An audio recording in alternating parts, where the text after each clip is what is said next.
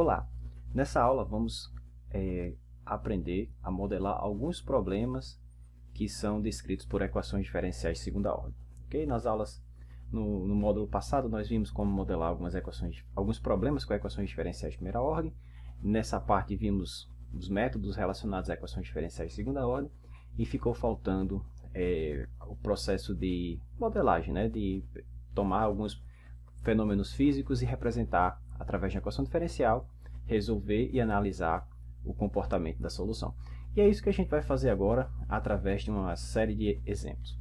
Então vamos começar com um simples exemplo da queda livre, né? Só que a gente vai inserir aqui uma força resistiva, que é a queda livre com arrasto. A gente já fez isso no contexto da EDL da primeira ordem, onde lá estávamos interessados em descobrir como a velocidade de um objeto que está caindo varia como uma função do tempo. Né? A gente viu que isso aqui dá origem a uma equação diferencial de primeira ordem, levamos em consideração arrasto, fenomenologicamente nós fizemos a suposição de que o arrasto, a força de arrasto aqui, ela era diretamente proporcional à velocidade, com sinal negativo, porque é uma força que é contrária ao movimento, e aí, por ocasião, nós escrevemos algo dessa forma. Então aqui a gente vai fazer a mesma coisa, só que em vez de estarmos interessados em descobrir, em determinar a posição, a velocidade, perdão, como função do tempo, nós estamos interessados em determinar a posição ou a alturinha desse objeto durante sua trajetória. Ok? Então vamos lá. Então, como eu falei, a ideia aqui do problema vai ser modelar essa queda livre. Então você tem um objeto que está a uma certa altura h do solo, tá certo? Uma certa altura aqui h, e ele é solto, tá?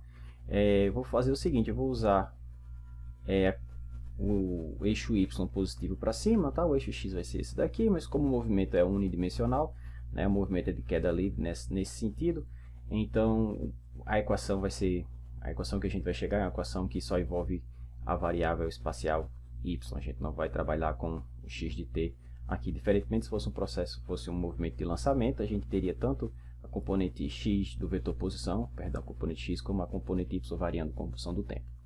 Ok, então suponha que em um certo estágio, o objeto, né, que está caindo esteja, por exemplo, aqui assim, ó, né? Ele está caindo aqui assim, e aqui quais são as forças que a gente tem? A gente tem a força peso aqui para baixo, e o arrasto, a força de arrasto, né, a força de arrasto está para cá. Como a gente já viu, vamos modelar essa força, né, o módulo dela, como sendo menos bv, né, onde b é uma constante positiva e depende das características geométricas do objeto. Tá? Então, a força resultante que a gente vai ter aqui vai ser a força peso que está para baixo, então menos mg, menos bv. O professor, mas não seria mais, o sinal aqui não seria mais, já que essa força está para cima? Não, é negativo mesmo, porque veja, v, que é a velocidade, é a taxa de variação da posição. Como o objeto está caindo, dy dt é negativo, certo? Então, como esse cara é negativo, com esse sinal negativo aqui, fica positivo, portanto, realmente, a força está contrária ao movimento. Né? Se ele está caindo, a força está contrária, porque esse produto aqui, no final das contas, é positivo. Tá bom? Então, cuidado só com os sinais. E a gente sabe que a força resultante, pela segunda lei de Newton, é igual a massa vezes a aceleração. Então, a gente fica com massa vezes aceleração é igual a menos mg menos bv. Mas, como eu falei aqui, nós estamos interessados em determinar a altura desse objeto, né, como função do tempo. As condições iniciais vão ser o seguinte: a altura inicial dele é h, que seria a altura aqui desse prédio, de onde o objeto está sendo largado, tá certo? E a velocidade inicial, ou seja, a derivada do y de t, né, em t igual a zero, né, da altura como função do tempo, vai ser zero porque o objeto está sendo largado. Então, essas aqui são as condições iniciais, tá bom? Ok, então a gente sabe também, como já comentamos, que a velocidade nada mais é que, nesse caso, dy dt, e a aceleração é a derivada da velocidade, ou seja, dv dt, ou ainda d2y dt2. Tá? Então, fazendo essas substituições aqui na equação, vamos ficar com o seguinte: m, y duas linhas, né, é igual a menos mg, menos b, vezes y'. Ou ainda, m, y duas linhas, mais by' é igual a menos mg.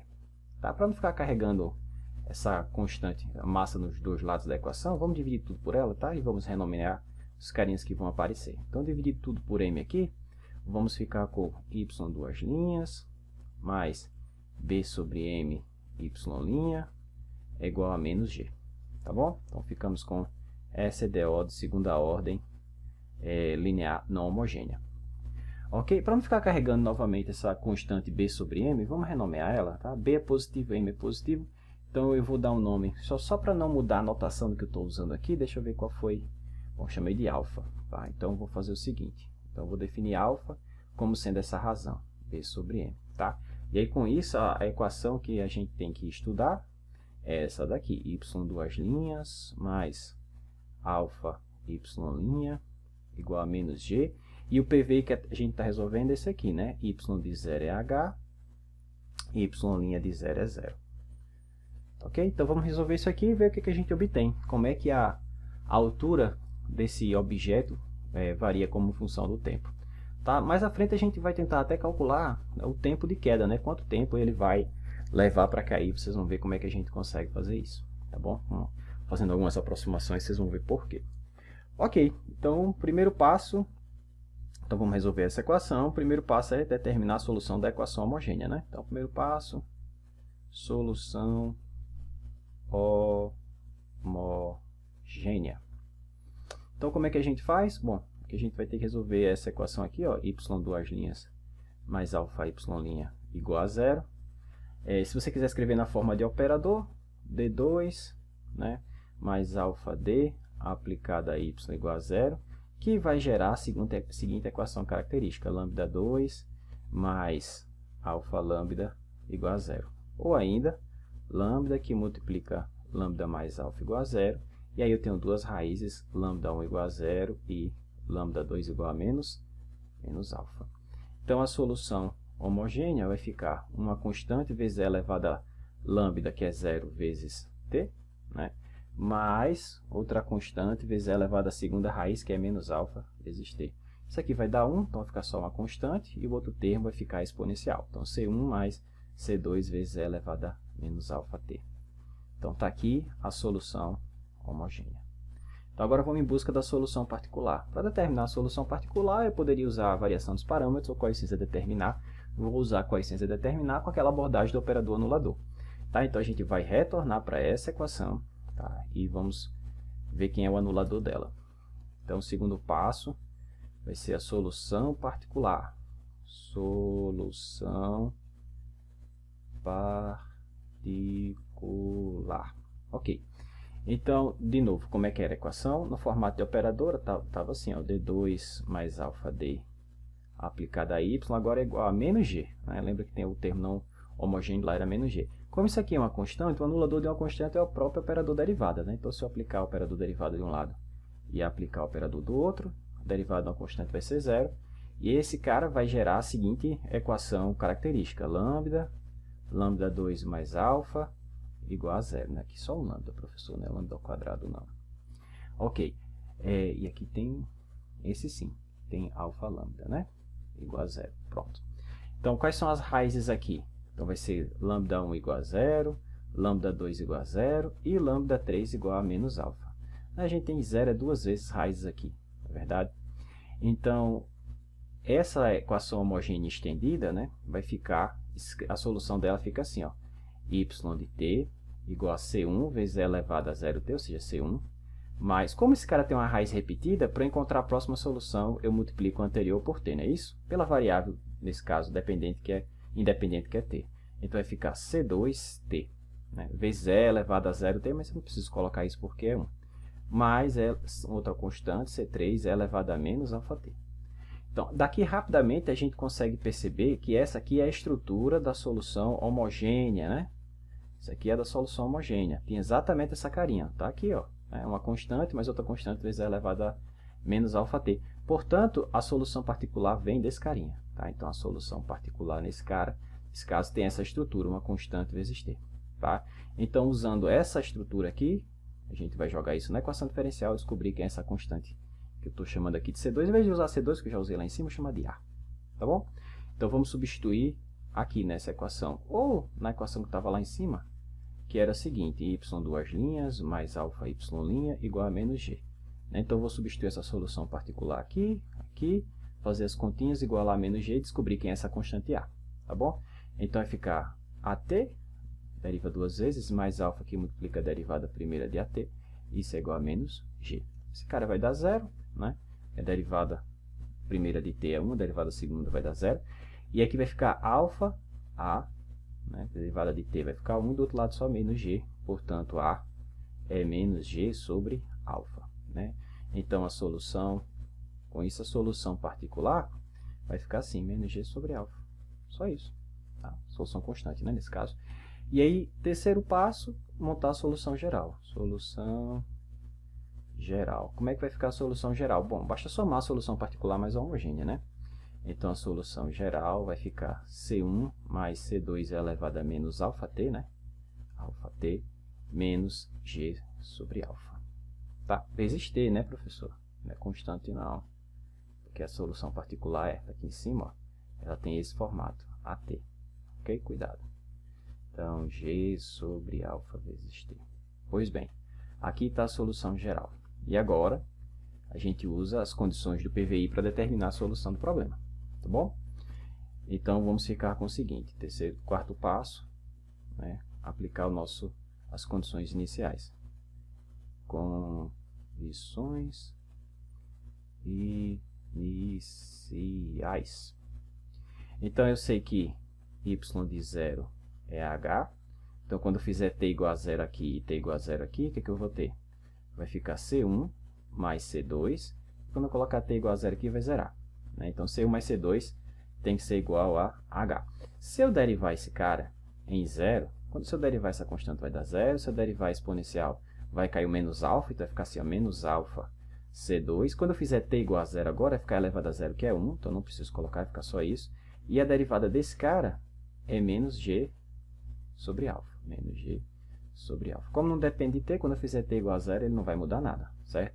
E isso aqui a gente sabe que é 0, tá? Que é dada a condição que o objeto é largado, então a velocidade inicial é 0. Tá bom? Então, com isso, a gente já ganha aqui quem é o C2, né? Então, o C2 vai ficar menos g sobre alfa quadrado. Se eu passar esse cara para lá, ele passa positivo, esse alfa que está multiplicando passa dividindo. Então, a gente vai ficar com esse valor aqui para C2. E C1? Bom, só usar agora a equação aqui de cima, a gente descobre quem é o C1 e acabou, né? Temos a expressão que vai nos dizer como a altura desse objeto varia como função do tempo, durante toda a sua trajetória. Então, C1 vai ficar igual a H, né? Você já tinha aqui, ó, menos C2, porque eu passo para o outro lado. Então, menos C2 vai dar mais isso, certo? Então, mais G sobre H2. Pronto, já temos tudo. Então, como é que fica a expressãozinha que determina a altura que esse objeto vai ter durante a trajetória? Vamos ver como é que vai ficar aqui. Deixa eu só organizar aqui. Então, isso aqui é igual a 0. Então, vamos ficar com o seguinte. Y de t igual a C1. Como é que ficou a estrutura da expressão? Então, C1 mais C2. Então, C1, que é H, mais G sobre alfa 2. Aí, agora eu tenho C2, que é menos G sobre alfa 2. Menos G sobre alfa 2 vezes elevado a menos alfa t. Mais, na verdade, menos G sobre alfa t. Menos G sobre alfa vezes t. Aqui dá para colocar esse termo aqui, G sobre alfa 2 em evidência. Então, a altura vai ficar assim, ó, H mais G sobre alfa 2, que multiplica 1 menos E elevado a menos alfa t, menos G sobre alfa vezes t. Lembrando que esse alfa é só uma maneira de escrever B sobre M, tá certo? Para a gente não ter que ficar carregando esse cara para cima e para baixo. Pois bem, então é dessa maneira que a altura do objeto vai variando como função do tempo. Se não me engano, está aqui ela. Tá? Ela eu chamei aqui de H, e aqui no problema terminei colocando y0, mas tanto faz. Tá? Se você sabe que y0 é a altura que ele foi solto, não tem problema. Então eu vou deixar assim H mesmo, porque eu já escrevi aqui. Tranquilo? Então veja que a expressão está certa, né? Então aqui ficou H mais G sobre... Quem é o alfa? É B sobre M, né? Aí se você tem ao quadrado e o inverso dele vai ficar m2 sobre b, tá tudo certinho aqui, ó. 1 menos e elevado a menos alfa t, e aqui é justamente menos g sobre alfa, tá bom? Então a expressão está correta. Ok, então uma coisa que a gente pode se perguntar é quanto tempo vai levar para esse objeto cair, né? Quanto tempo vai levar para esse objeto atingir o solo? Então, ele foi solto aqui, né? Tempo t igual a 0, aí você começa a marcar. Quando ele chegar aqui embaixo que colidir com o solo, você olha lá no seu relógio e vê quanto tempo deu. Mas aí tem como a gente determinar isso, professor? Claro que tem. A gente tem como a altura varia como função do tempo. Então, eu vou chamar de t grande o tempo que o objeto leva para cair. E quando ele chegar aqui embaixo, qual vai ser a altura dele? 0. Então, essa é a condição que vai determinar o tempo de queda. Tá. Então, a gente vai aplicar essa condição na expressão que a gente encontrou para encontrarmos o tempo de queda. O problema é que não vai dar uma equação polinomial para a gente encontrar a raiz, e sim uma equação transcendental. Então, a gente vai fazer algumas simplificações, algumas considerações para poder estimar esse tempo de queda. Tá bom? Ok, então vamos lá. Então, vamos calcular agora o tempo de queda. Tempo de queda. O problema em si já foi modelado, tá certo? Aqui como se fosse um bônus. Tempo de queda. Então, vamos ver como é que a gente faz isso aqui. Tá? Ok, então o que eu quero saber é... quero determinar o tempo onde a altura final desse objeto é 0. Então, eu vou substituir onde tiver tzinho aqui nessa expressão por tzão, que é justamente esse tempo que eu estou querendo encontrar. Então, isso vai ficar h mais g sobre alfa 2, 1 menos e elevado a menos alfa t grande, né? Menos g sobre alfa t. E isso igual a 0. Pronto. Tudo que eu tenho que fazer é resolver essa equação. Só que isso não é uma equação polinomial, é uma equação, né, que envolve a função exponencial aqui. Né? Você tem um monômio aqui, t, mas tem um exponencial aqui. Então, a única maneira de resolver isso aqui é ou numericamente ou graficamente. Tá certo? Então, o que a gente já vai fazer aqui nesse caso? Bom, vamos estudar dois regimes, né? O primeiro, onde o arrasto é fraquinho, tá certo? Ou seja, aquela constante b é pequenininha, tá? Então, a gente vai estudar esses dois casos. Primeiro caso, né? Arrasto fraco. Arrasto fraco.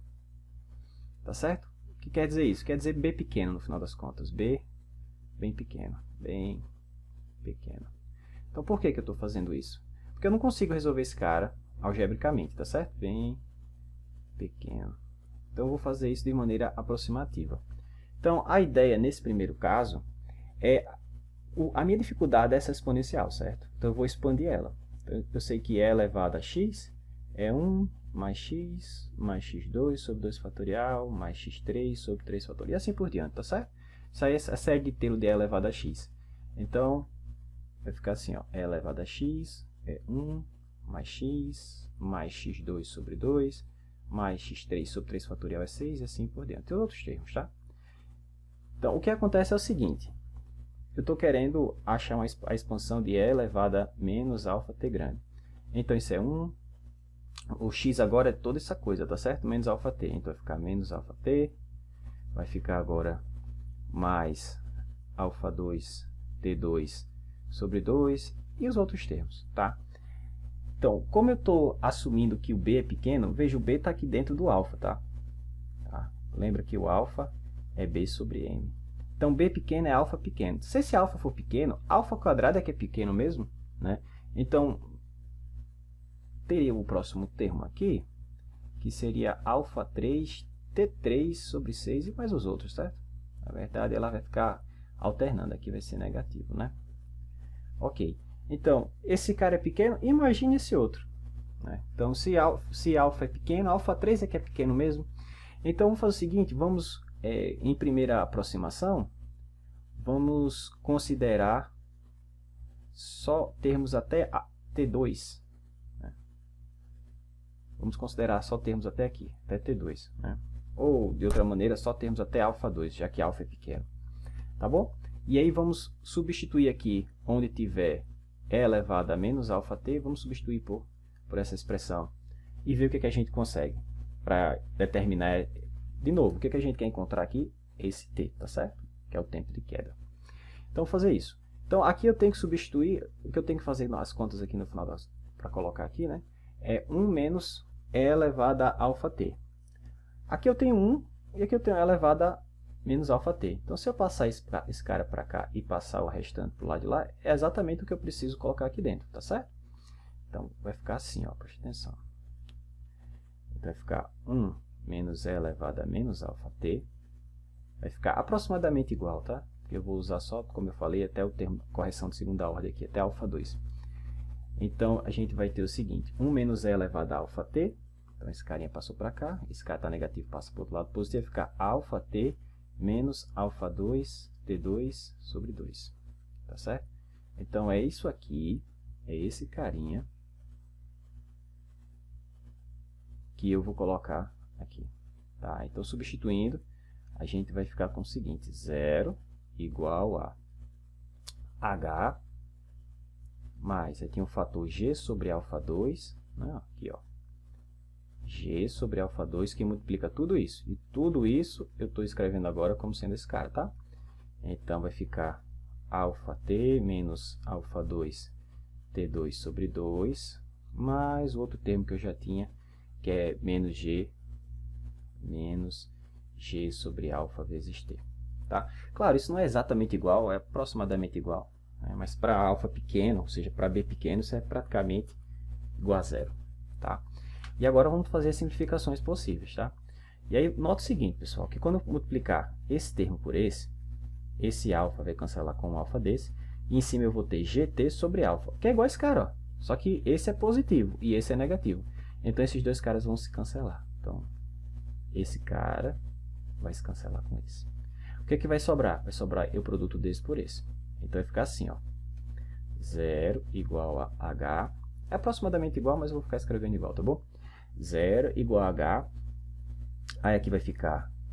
esse alfa 2 aqui vai matar esse alfa 2, né?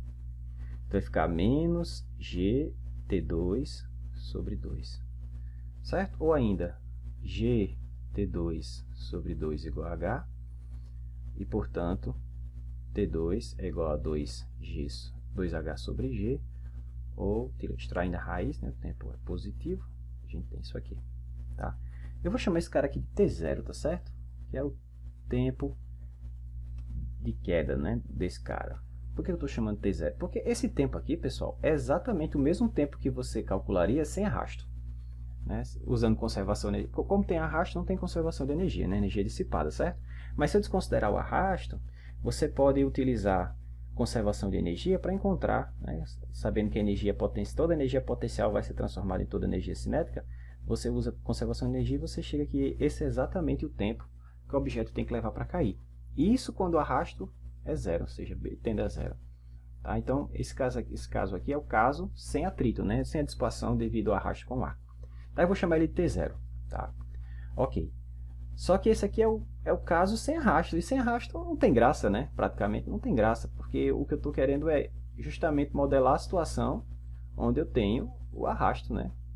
Sem arrasto não tem graça. Não precisaria nem ter feito tudo isso aqui. Não precisaria nem ter incluído esse cara aqui. Tá? Não seria necessário. Você só teria que a aceleração era igual a aceleração da gravidade.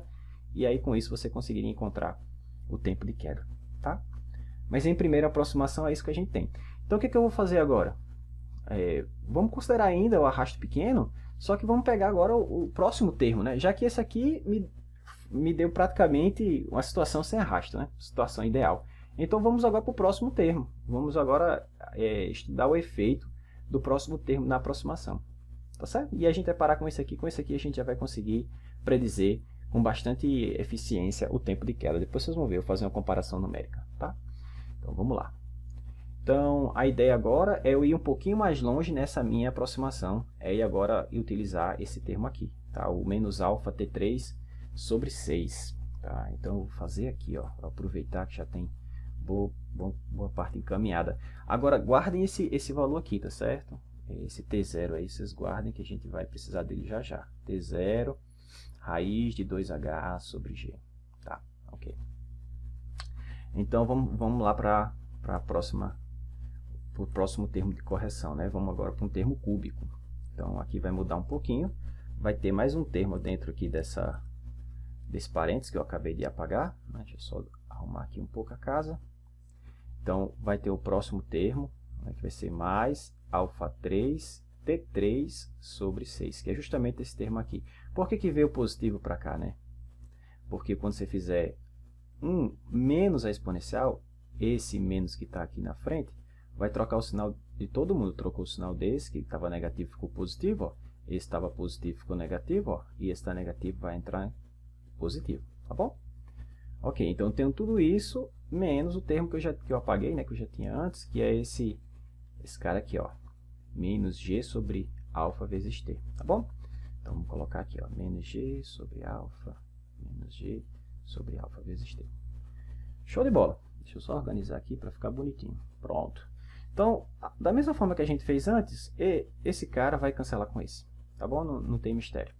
Então, vai sobrar o seguinte, 0 é igual a h, né?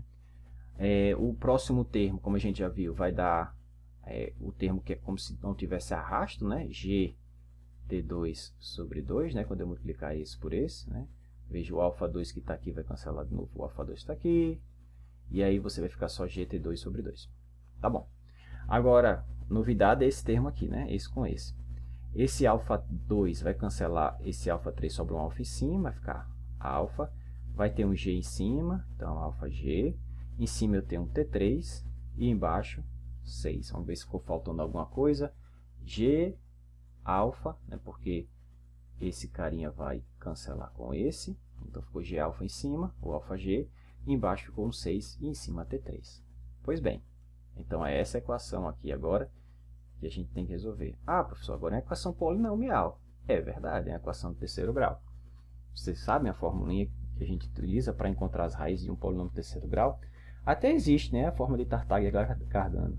Só que ela é tão complicada de utilizar, não que ela seja difícil de utilizar em si, mas é porque ela vai ter uma raiz quadrada, raiz cúbica de um termo que tem raiz quadrada, então não vai ajudar muita gente, né? Tá certo? Então, novamente, eu vou resolver esse cara, poderia resolver como? Numericamente ou graficamente, mas eu vou resolver de forma aproximativa. De novo, vai fazer outra aproximação, professor? Vou. Mas não é aproximação demais, não vai perder muita informação fazendo várias aproximações, pior que não, tá certo? Vocês vão ver que do jeito que a gente vai proceder é bem interessante. Claro, novamente, eu estou ainda naquele regime onde o alfa é pequeno, tá? Só que ele não é tão pequeno para ser desprezado, tá bom? Então, alfa pequeno é o b pequeno, tá certo? Tá? Então, estou nesse segundo caso, arrasto pequeno, porém não desprezível, tá certo? Deixa eu colocar aqui. Deixa eu ajeitar aqui, que está dando falha na canetinha. Arrasto pequeno, porém ele não vai ser desprezível, tá certo? Vou colocar assim, arrasto pequeno,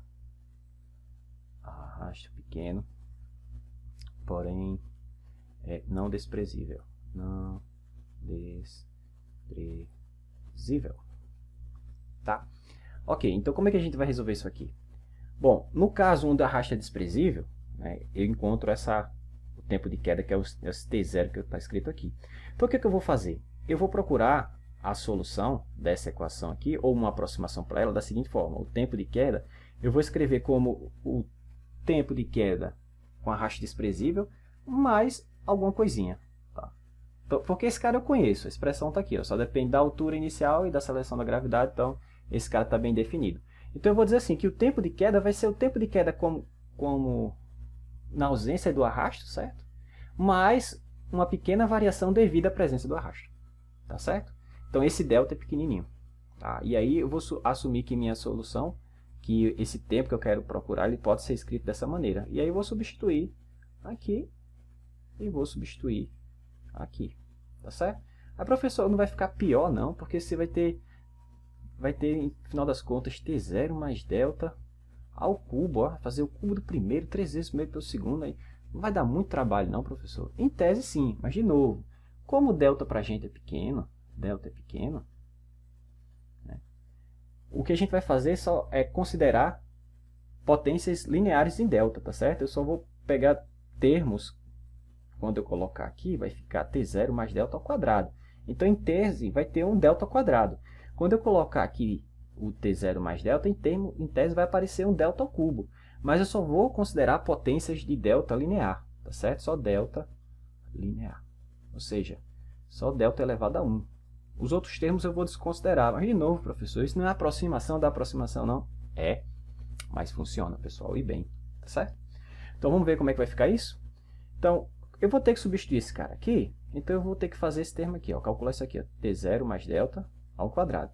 Então, vai dar o quadrado do primeiro, mais 2 vezes o primeiro vezes o segundo, né? Vou colocar assim, t0 delta. Aí tem o quadrado do segundo, mas, de novo, eu só vou considerar potências até a primeira ordem delta, tá certo? Então, esse cara eu desconsidero, tá? Então, vai ficar aproximadamente isso. Da mesma forma, t0 mais delta ao cubo, t0 mais delta ao cubo, eu vou ficar... O certo seria, né, a expansão correta, cubo do primeiro, mais 3 vezes o primeiro ao quadrado, 3 vezes o primeiro ao quadrado vezes o segundo, mais... Só que o próximo termo vai ser delta ao quadrado e o outro vai ter um termo delta ao cubo, que a gente está desprezando, tá bom? Então, eu vou usar esses carinhas.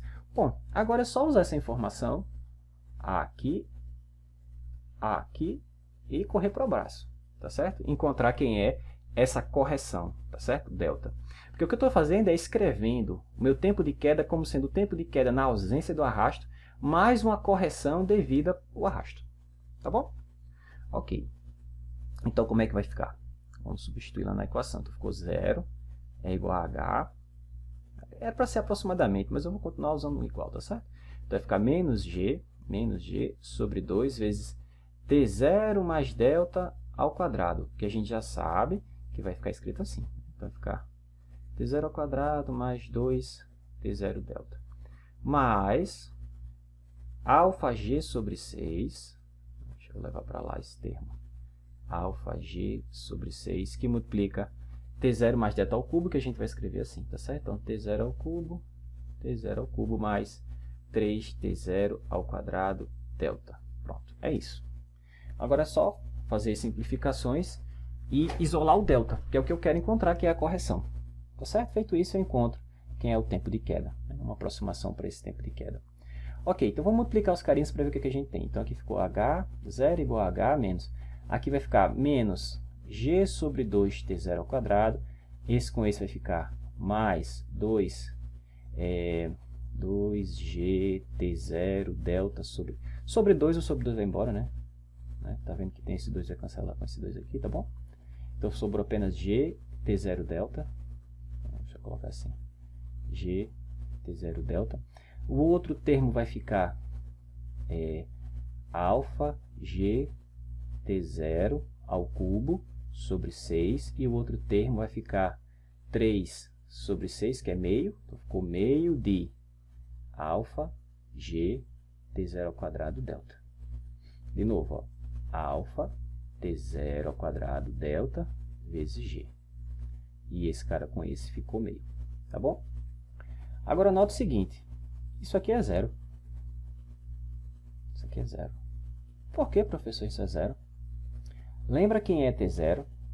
t0 é raiz quadrada de 2g sobre h. Certo? O que isso tem a ver? Tem a ver que t0 ao quadrado, se você levar os dois lados ao quadrado, isso é 2g sobre h. Né? Ou ainda, t0 ao quadrado menos 2g sobre h é igual a zero. Que é a mesma coisa que está escrito aqui, pessoal. Não é não, professor. É, se você olhar direitinho, é. Tá certo? Deixa eu ver aqui se eu coloquei certo. É o contrário, né, professor? Senão não ia dar certo mesmo. Então, aqui ficou isso. Agora sim. 2h sobre g. 2h sobre g. Tá? Se você multiplicar todo mundo por g, aparece um g aqui, sai esse g daqui. Se você dividir todo mundo por 2, aparece um 2 aqui, some esse 2 aqui. Que é o que está aqui. Agora está certo, professor. É verdade. Tá certo? Então, esse termo é zero. Tá? Então, não vou olhar mais para ele. Então, vou apenas agrupar o restante e acabou. Tá? E aí eu faço uma comparação numérica para vocês terem noção como essa aproximação é efetiva. Então, ficou 0 igual a... sobrou o seguinte, ó, g, t0 delta, mais alfa g, t0 3 sobre 6, mais 1 meio de alfa g, t0 ao quadrado delta. Tem t0 de mais e g de mais, tá certo? Como g é diferente de 0 e t0 também, eu posso dividir todo mundo por gt0. Tá? Tem esse gt0 aqui, tenho esse gt0 aqui e tenho esse gt0 aqui. Tá? Sobrando, então, 0 igual a delta, né? Aqui sobrou só um delta. O que mais? Nesse outro termo ficou alfa t0 ao quadrado sobre 6. Não é isso? E no outro termo, nós ficamos com... Deixa eu só ver se não tem ninguém com o sinal trocado aqui.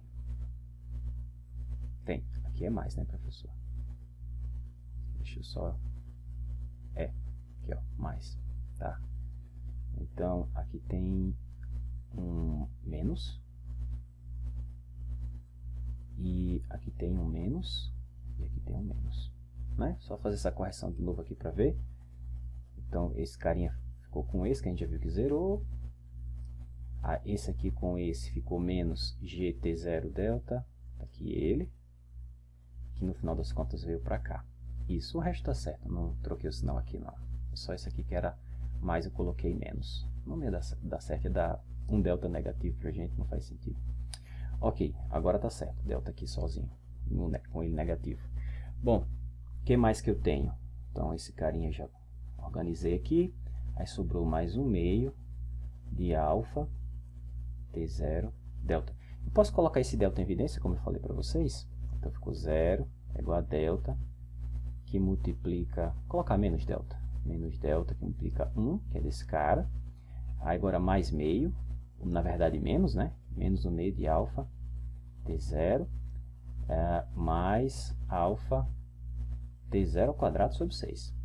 Tá? Quando eu passar esse cara para o lado de cá, ele vai ficar positivo. Então, ficou delta e tudo isso que estava multiplicando ele, tá aqui, ó, 1 menos 1 meio de alfa t0 é igual a alfa t0 ao quadrado sobre 6. Então, delta para mim vai ficar essa coisa, ou seja, alfa t0 ao quadrado sobre 6, dividido por essa coisa. 1 menos 1 meio de alfa t0. Tá? Eu poderia parar aqui, mas para ficar mais simples, de novo, o que eu tenho aqui é 1 sobre 1 menos 1 meio de alfa t0. Tá? E aí, se você olhar isso aqui para a expressão como se fosse esse carinha 1 sobre 1 menos x, esse cara eu posso expandir como 1 mais x2 e assim por diante. Né? Como o alfa é pequeno, né, esses caras aqui são todos nulos, né? X quadrado para cima, né? Porque aqui vai dar alfa ao quadrado. E aí eu vou fazer o seguinte, eu vou desprezar também o primeiro cara em alfa aqui. Tá? O que eu quero dizer é o seguinte, é que eu vou aproximar isso aqui para 1. Tá certo? Porque como esse cara é pequeno, 1 menos um negócio pequeno é praticamente 1. De novo, outra aproximação, professor. Mas isso vai funcionar? Vai, sim. Então, como eu estou aproximando isso aqui por 1, o resultado da gente vai ficar assim, ó, alfa t02 sobre 6. Tá certo? Mas quem é alfa, né? Agora vamos voltar para as variáveis do problema. Então, alfa é b sobre m. Então, ficou b sobre m. É t0 ao quadrado sobre 6. Então, 6m. Deixa eu ver se não está faltando alguém por aqui.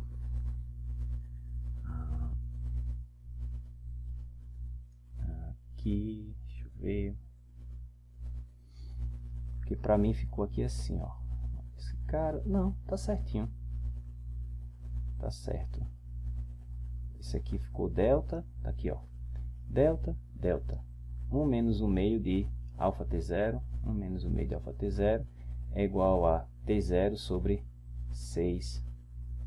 Alfa t0 sobre 6. Certinho, alfa t0 sobre 6. Aqui. Ok. Então, a gente vai ficar com o seguinte. T é igual a T0 mais delta. T0 para mim. Quem que era o T0, né? Vamos lá. T0 era a raiz de 2H sobre G, né? Mais o delta, que para mim ficou B sobre 6M vezes T0 ao quadrado. Mas, de novo, quem é T0? T0 é esse cara. Ao quadrado vai ficar 2H sobre G. Agora sim, esse cara vai cancelar com esse, sobrou um 3 embaixo, tá certo?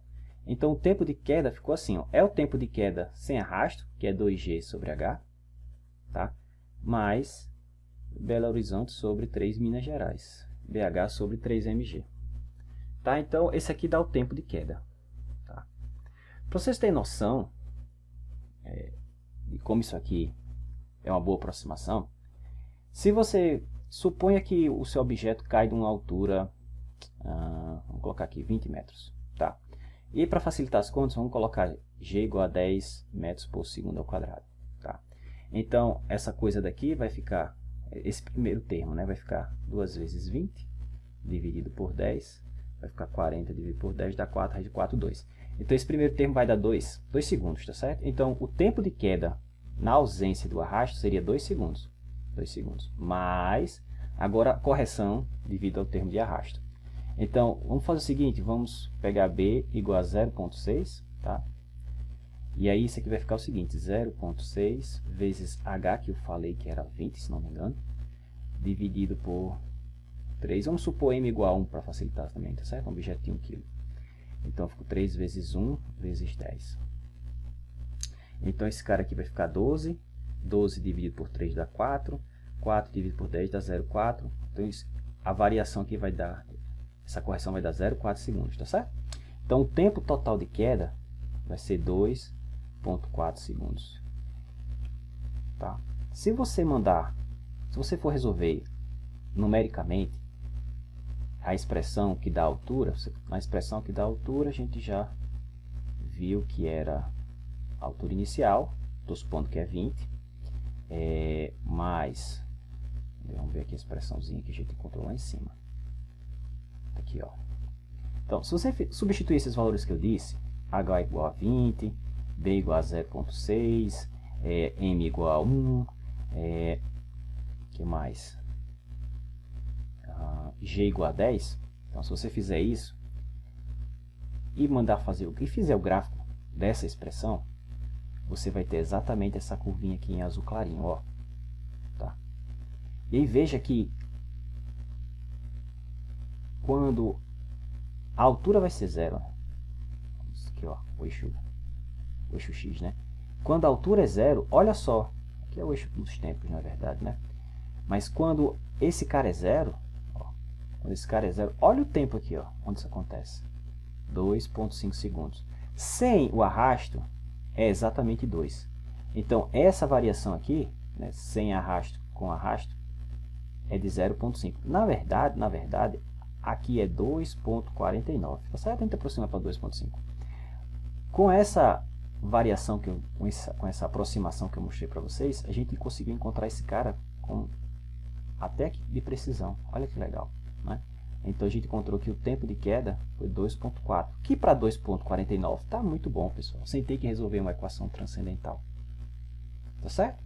Então, o efeito do arrasto vai fazer o quê? Realmente retardar o movimento, né?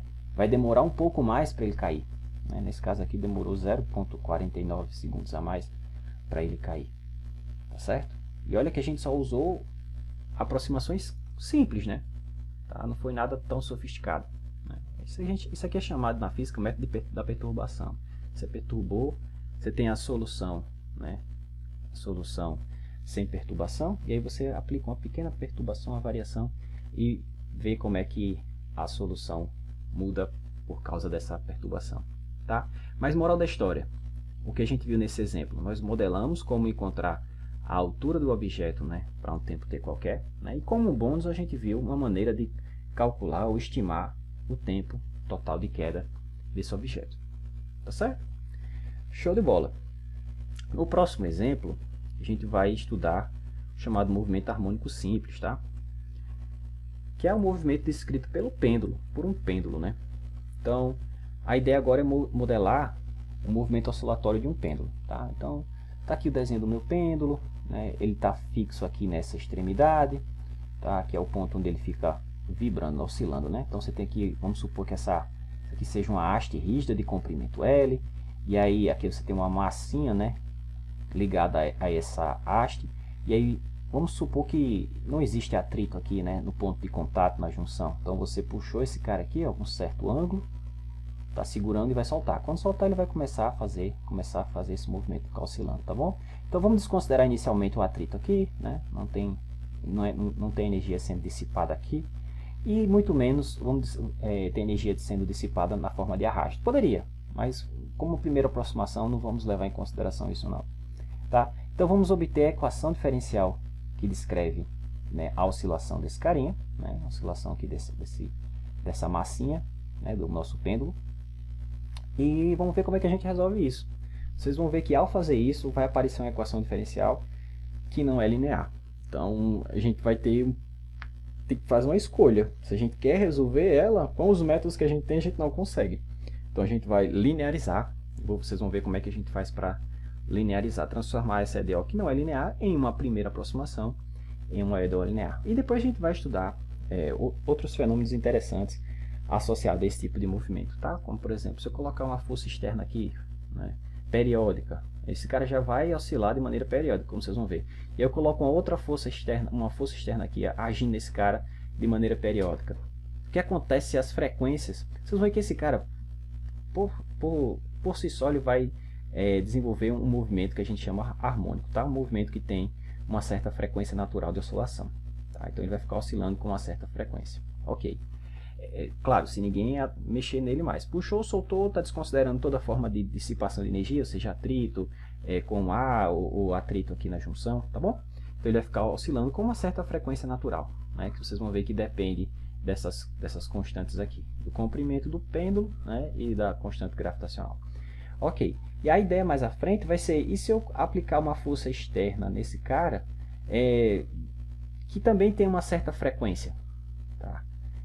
O que acontece se essas duas frequências forem iguais, ou se essas frequências forem próximas? Vocês vão ver que aparecem dois regimes bastante interessantes. Um que a gente chama de batimento, quando as frequências são próximas, e outro que a gente chama de ressonância, quando as frequências são iguais. Tá? Mas a gente vai ver só no finalzinho aqui desse problema.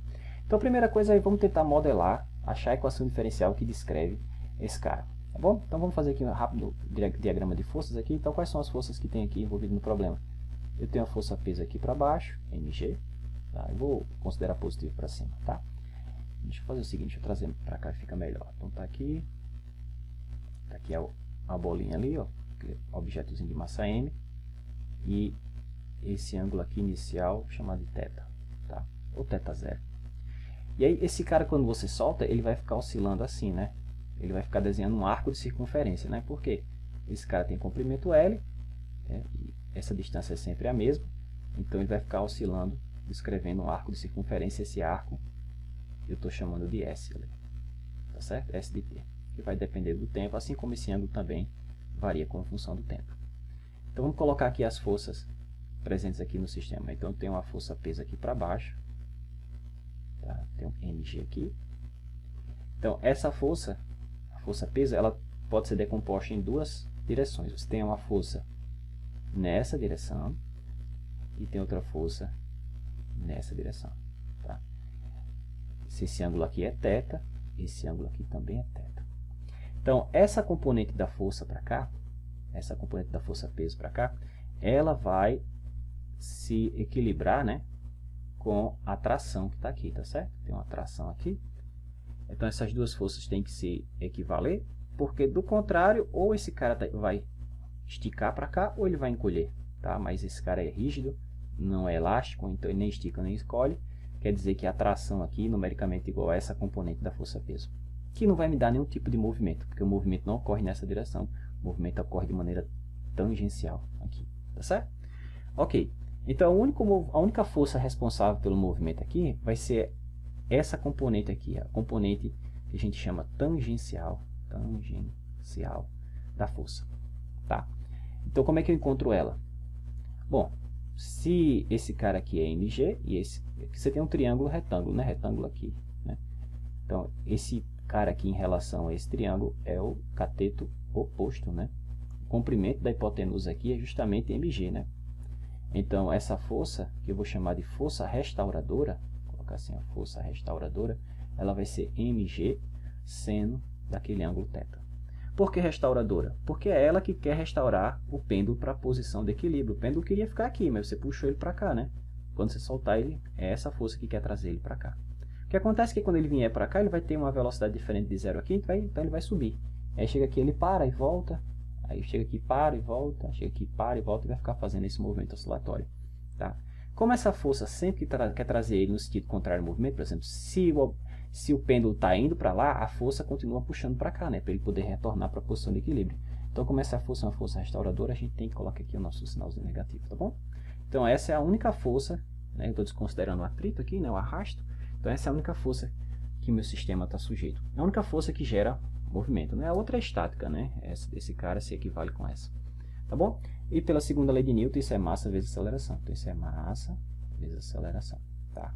A aceleração, a gente sabe que é a derivada da velocidade, e nesse caso a velocidade é a derivada, né, quem é que está determinando aqui o comprimento de alguma coisa?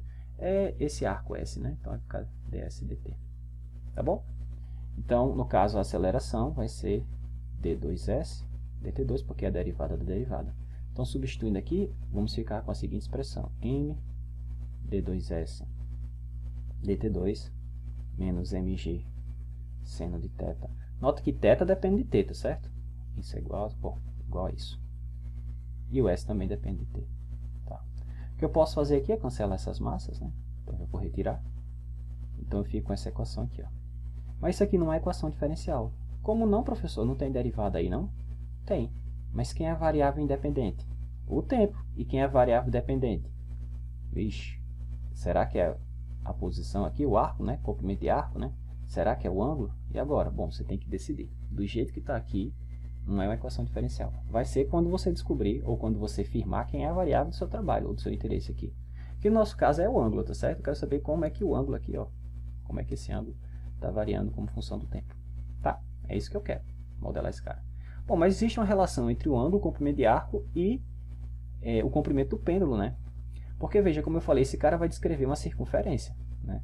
Se você permitir ele girar completamente, ele vai descrever uma circunferência, né? Nesse intervalinho que eu estou mostrando aqui, ele vai descrever só esse arco aqui, né?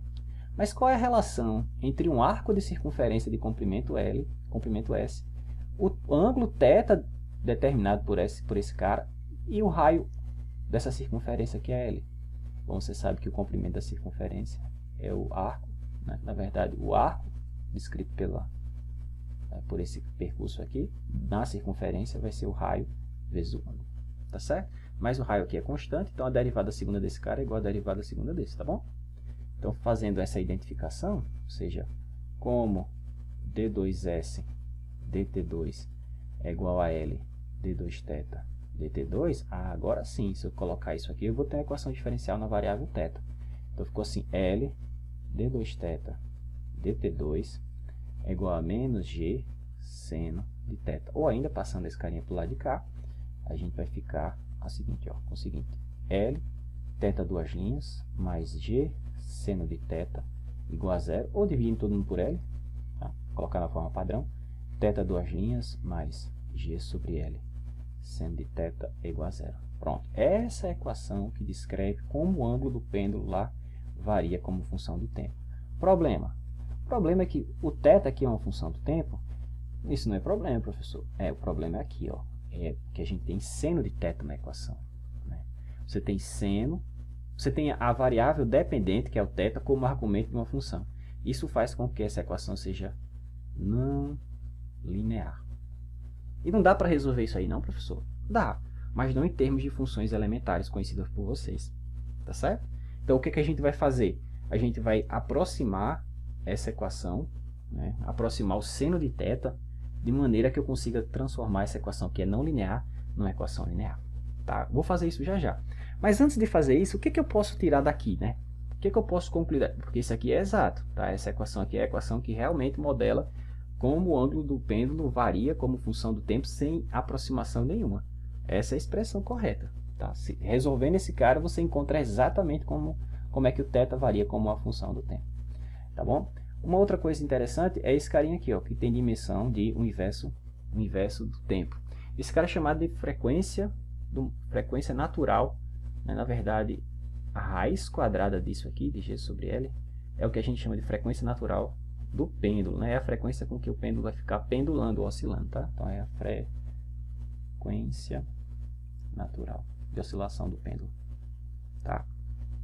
Então, com essa identificação, eu posso escrever essa equação ainda assim, ó, mais comum que apareçam para vocês assim, θ duas linhas, mais ω0 ao quadrado, vezes seno de θ igual a zero. Pronto. Então, o que eu vou fazer aqui? Eu vou, antes de resolver essa equação, no caso, linearizando ela, vocês vão ver como é que a gente faz isso, é muito parecido com o que a gente fez ali em cima para encontrar o tempo de queda. Eu vou mexer um pouco com essa equação e encontrar, apesar de eu não conseguir resolver essa equação do jeito que está aqui em termos de funções elementares, eu vou tentar encontrar uma expressão para o período de oscilação do pêndulo.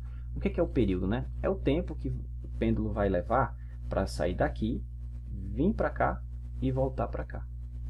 Tá certo? Esse é o período de oscilação do pêndulo. Então vamos tentar encontrar o período de oscilação. Eu vou tentar encontrar uma expressão exata, a forma exata para ele. E depois, quando a gente fizer a aproximação, linearizando a equação, a gente vai encontrar um período aproximado. Tá certo? E aí a gente vai fazer uma comparação desses dois carinhos. Ok. Então, para fazer isso, vamos notar o seguinte. Olha só. Se em vez de θ' naquela equação, eu tivesse se em vez de θ duas linhas, eu tivesse assim, ó, θ duas linhas vezes θ', se tivesse esse fator a mais, note que isso poderia fazer com que eu modificasse essa equação. A ideia, deixa eu dizer logo do começo, eu vou multiplicar tudo isso aqui por θ', tá certo? E aí isso vai me permitir reescrever isso de uma maneira mais simples, que vai me permitir converter essa EDO, que é uma EDO de segunda ordem, em uma de primeira. Ou seja, eu vou fazer uma integração. Tá? Como? Olha só. Qual é a derivada desse termo aqui, ó, θ' ao quadrado? Se eu derivar isso aqui, o que eu tenho? Bom, pela regra da cadeia, caiu 2, vai ficar θ' vezes a derivada dentro, que é 2θ. Ou θ duas linhas, perdão. Né? Ou seja, se eu encontrar o termo θ duas linhas vezes θ', eu posso substituir por um meio, se eu passar esses dois dividindo, um meio de ddt, né, de θ' ao quadrado. Tá? Guarda essa relação. Vocês vão ver onde é que eu vou chegar com isso. Tá? Ok. Bom, da mesma forma, se tivesse esse termo aqui, ó, cosseno de θ, se eu derivar esse cara em relação ao tempo, então qual é a derivada do cosseno?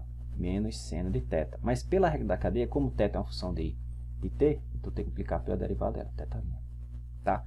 Isso quer dizer, de novo, que onde aparecer seno de θ vezes θ', eu posso substituir por menos a derivada de cosseno de θ. Certo? Então guarda essas duas informações aqui. Ó, o legal vai ser agora. Eu vou multiplicar essa equação por θ'. Tá? Para poder fazer aparecer esse cara. Para poder fazer aparecer esse cara.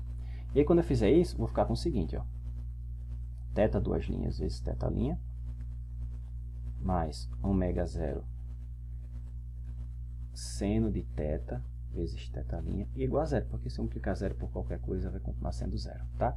Então, eu multipliquei toda essa equação por θ', como eu falei a vocês que eu ia fazer, tá bom? Então, multiplicando, vai aparecer um θ' aqui, vai aparecer um θ' aqui, e agora eu vou usar essas identificações. Então, eu vou substituir esse carinha por esse aqui, né? E eu vou substituir esse carinha por esse aqui, tá bom? E aí vamos ficar com o quê? Vamos ficar o seguinte, ó, 1 meio de ddt de θ' ao quadrado, tá? De θ' ao quadrado, mais ω0, bom, ω0 ao quadrado, né? Mais ω0, o seno de θ eu vou escrever como sendo menos ddt cosseno de θ, tá? Isso é igual a zero. Posso colocar essa derivada aqui na frente e escrever assim, ó, isso é ddt de 1 meio de θ' ao quadrado menos ω0 cosseno de θ, isso é zero. Eu só coloquei a derivada aqui para fora, tá? Aqui para fora. Ora, mas se a derivada disso aqui é zero para todo t, então é porque isso é igual a uma constante. Então, conseguimos encontrar o que a gente chama de uma primeira integral. Então, ficamos com o seguinte, 1 meio de θ' ao quadrado menos ω0 ao quadrado cosseno de θ é igual a uma constante. Tá? Então, reduzimos a ordem da equação diferencial. Professor, não dá para isolar agora o θ' e resolver não integrar esse cara, separando as variáveis? Até dá para fazer isso e, de certa forma, é o que eu vou fazer. Só que a gente vai cair numa integral que não dá para ser expressa em termos de funções conhecidas. Vai cair numa integral chamada integral elíptica de primeira espécie ou de primeira ordem. Tá? mostrar a vocês. Ok, então a ideia agora é o seguinte: quem é essa constante C1? Como é que eu posso identificar ela, né? Bom, vou fazer o seguinte: eu vou multiplicar toda essa equação por m, L2, e aí vocês vão descobrir quem é essa constante. Tá? Por quê? Se eu fizer isso, a equação vai ficar assim, ó, 1 meio de ml2 θ' ao quadrado menos ômega 0 ao quadrado ml2 cosseno de θ. Então, uma constante vezes outra constante vai dar outra constante que eu vou chamar de E. Tá? Por que E? Porque sim. Mas depois vocês vão ver por que é. Tá? Por que é E? Brincadeirinha. Ok, então o que é esse cara? Ora, o que é L vezes θ'? Eu sei que S é igual a Lθ. ds dt é L vezes θ', mas isso é a velocidade, né? Então, esse cara aqui é a velocidade ao quadrado daquela partículazinha, né? Da bolinha de massa m que está presa ao pêndulo, né? A haste, né? Então, 1 meio da massa vezes a velocidade ao quadrado, o que é isso aqui? É energia cinética, né? Energia cinética. Vou colocar o nome cinética aqui para baixo. Então, isso é energia cinética. Cinética daquele objeto de massa m, né? Ok. E isso aqui, professor, o que é? Bom, você já desconfia que é energia potencial. Mas é. Olha só. Deixa eu só abrir esse tempo. Quem é que é o ômega 0 ao quadrado? Como é que a gente definiu o ômega? Vamos lá em cima? Vamos ver. Cadê você? Aqui, ó. Ômega 0 ao quadrado tira a raiz aqui, né? É G sobre L. Então, eu vou substituir lá por G sobre L, tá certo? Então, vai ficar assim, ó. G sobre L. Esse termo aqui, ó, vai ficar G sobre L vezes mL2 cosseno de θ. Esse cara foi com esse. Então, ficou mgl cosseno de θ. Mas o que é isso, professor? É energia potencial. Porque, olha, pessoal, tá aqui a parte de cima do pêndulo, tá? Digamos que aqui seja a posição onde o pêndulo está no equilíbrio. Está aqui embaixo, sem ninguém mexer. Então, aqui eu vou tomar essa posição como o zero, tá certo? Então, aqui y e aqui x. Aqui a altura aqui é zero. Ele está aqui embaixo, está encostado, não tem altura nenhuma. Então, mas lembra que esse comprimento aqui é L, tá? Se eu puxar ele aqui a um certo ângulo, chama esse ângulo de θ, agora isso aqui gerou uma certa alturinha. Que alturinha é essa? Como é que eu posso fazer para encontrar essa altura? Bom, é esse pedaço completo, que é L, menos esse cateto aqui, né, desse triângulo. E esse cateto aí do triângulo é o cateto adjacente em relação a esse ângulo, né? Que é, como a hipotenusa aqui é L, então esse pedacinho vai ser L cosseno de θ, né? Então, esse pedacinho aqui vai ficar L cosseno de θ. Deixa eu ver. Vai ser o pedaço completo. Deixa eu só ver aqui se eu não desenhei nada errado. Se eu usar esse sistema do jeito que está aqui, e tomar a altura com relação aqui embaixo, exatamente, esse pedaço completo vai ser L, esse pedaço aqui é L cosseno, vai ficar L menos L cosseno, ou L que multiplica 1 menos cosseno de θ. Então, aqui é quase a energia potencial, né? Por falta de um 1 aqui, ó, ele não é energia potencial. Mas isso não é problema, porque eu posso somar um aqui, somar um dos dois lados, tá certo? De forma que isso aqui vira a energia potencial do sistema, tá certo? E aí essa constante que está aqui vai ser a energia mecânica, né? Porque você tem a energia cinética mais a energia potencial, você tem o que a gente chama de energia mecânica, tá certo? Então, essa constante aqui do movimento, essa constante aqui que aparece na primeira integral é a energia do sistema. Que, como a gente está assumindo a ausência de forças dissipativas, é constante, né? Se conserva. Tá bom? Então, eu vou fazer o seguinte. Para obter uma expressão melhor aqui, deixa eu só limpar essa bagunça que eu fiz aqui. Então, ficou 1 meio de ml2 θ' ao quadrado, menos, de novo, aqui era G sobre L, cancelou, ficou mg L cosseno de θ é igual a E. Tá?